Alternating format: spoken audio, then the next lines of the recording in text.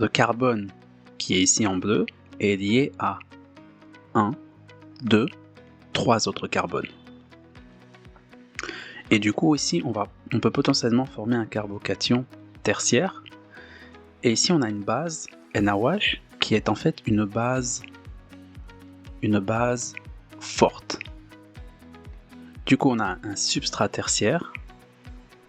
Je vais écrire substrat. Je vais écrire tertiaire en chiffres romains. Substrat tertiaire et une base forte. En fait dans ce cas-ci il y a deux possibilités. Mais il y en a une qui sera beaucoup plus favorisée que l'autre. Du coup, la première chose qui vient à l'esprit, c'est ok, on a un substrat tertiaire, du coup, on peut théoriquement former un carbocation, du coup, on pourrait avoir une SN1. Une SN1. Mais ici, on a une base forte. Et en fait, ce qui va plutôt être favorisé, et je vais dessiner ici, c'est qu'en fait, la base forte va pouvoir arracher en fait un de ces deux hydrogènes pour faire ce type de réaction.